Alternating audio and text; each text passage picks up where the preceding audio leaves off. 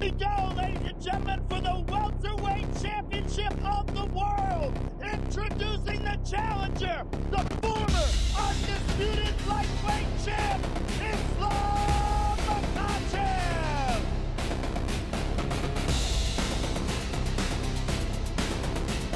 Official weight 170 for the challenger.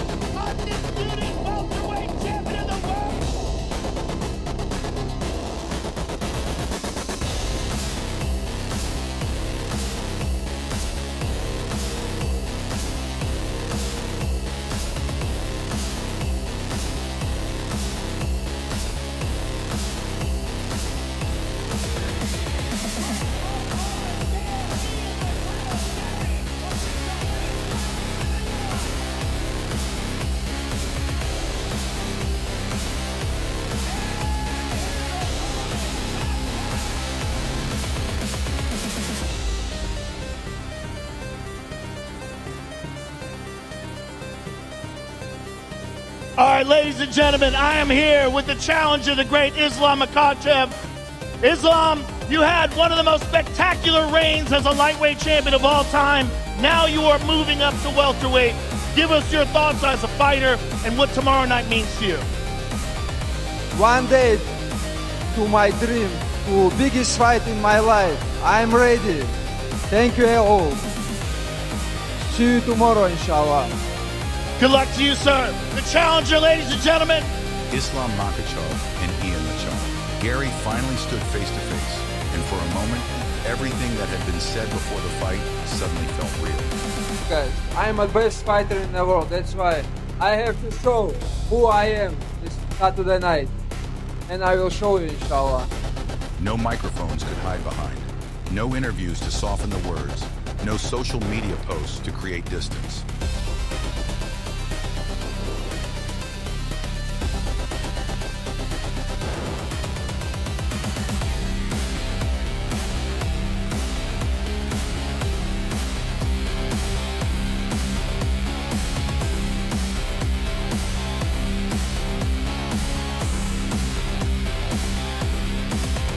Just two fighters standing inches apart, staring directly into each other's eyes, knowing that very soon, one of them would have to prove everything inside the octagon. Love it, folks. The tension in this arena is palpable. We are here with the top lightweight contender, Islam Makhachev. 10 straight wins have put you in position to challenge for the title. Your thoughts on what fight might play out here tomorrow? Abu Dhabi, give some love. We're gonna do this tomorrow night, inshallah. There he is, folks. Congratulations. Wish you all the best. Islam Makhachev. On one side stood Islam Makhachev, the former UFC lightweight champion and one of the most dominant grapplers of his generation. A fighter who built his reputation by dragging opponents into a world where almost every escape eventually becomes another trap. Across from him stood Ian MACHADOGARRY, the tall, confident Irish contender who has spent years building an undefeated reputation. Talk to him, I'll dance in his face, I'll do whatever I want, because the truth is when we get locked in that cage one day, he's never going to be able to do it. But the truth is, I have a target on my back. I have the ability to stand here and shoot shots at anyone I want, because this is my job, and they have the opportunity in return. So for me, when you attack people in my circle, when they don't deserve it, that's out of line.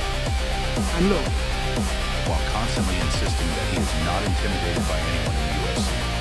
The face-off was supposed to be just another ceremonial moment, but the tension between them made it feel much bigger. Gary looked composed, almost deliberately relaxed, while Islam remained calm and expressionless, giving away almost nothing. But that silence may have said more than any trash talk ever could, because Islam knows exactly what is waiting for him. This is Dagestan versus Ireland guy from AliExpress. This fight, I think, from the first time when I'm taking him down, I have chance to finish him because I saw his ground game not so good, you know. He have good strikings, long reach. Honestly, it's gonna be finished. And Gary knows exactly what he is walking into. The physical difference immediately became one of the biggest talking points. Ian Gary has the height, reach, and frame that can create serious problems for a fighter who normally controls opponents with pressure and positional dominance. I cannot wait to step into the octagon against Islam Makhachev and beat it, because there will be no doubt that I have done it against the best. To be the best, you have to beat the best. And my next opponent is regarded by everyone in the world as the #1 ranked counterbound fighter on the planet. After the fight, I just wanted to be known that Ian MACHADOGARRY is great. Make no excuses.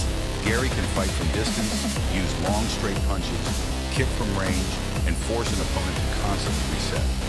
Islam, however, has spent his entire career dealing with different physical challenges, and his answer has usually been simple. Yeah, everything is going very well. We stay in the same gym, like last couple of fights we stay in New Jersey. Too many my brothers and friends and sparring partner with me, almost all team is here. We're training together, Habib is here, Javier is here, you know.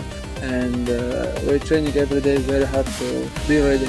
His skills, I just have to run in this camp too much because I have to follow him because he runs too much, you know. I know his game plan, I always see his fight and he has same style always. But I will try to catch him, take him down. That's what I did with my all opponents. He's done a lot of his camp, obviously, with Charles Oliveira. He's trained a lot. Is there anything Charles can tell him about you that you're worried about? Yeah, Charles is gonna teach him how to tap fast. That's it.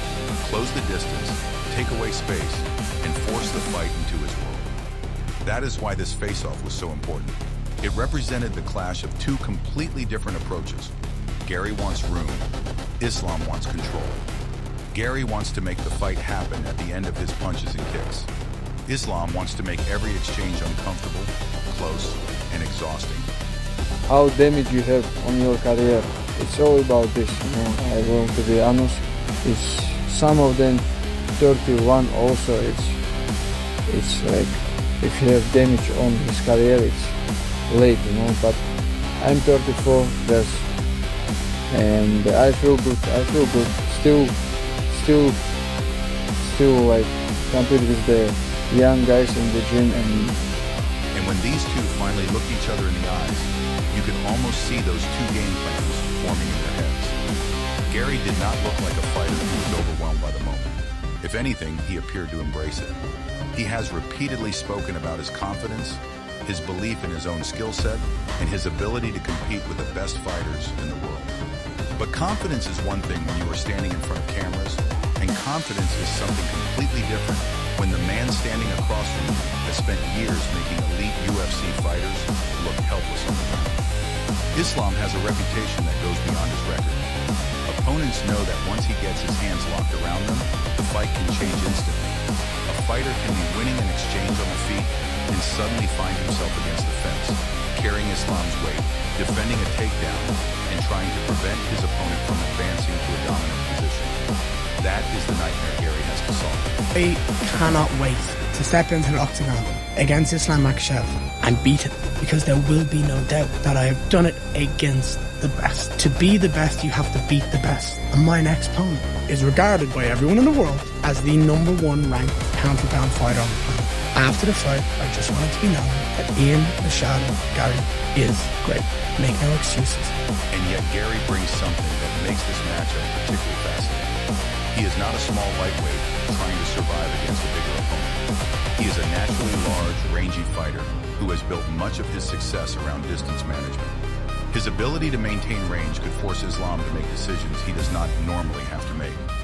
If Islam cannot secure the initial entry, he could spend long periods chasing a target that refuses to stay in front of him. Gary's movement could become one of the most important factors in the entire fight. He does not necessarily need to stand in the pocket and trade. He can touch Islam from the outside, move away, change angles, and make Islam work to close the distance.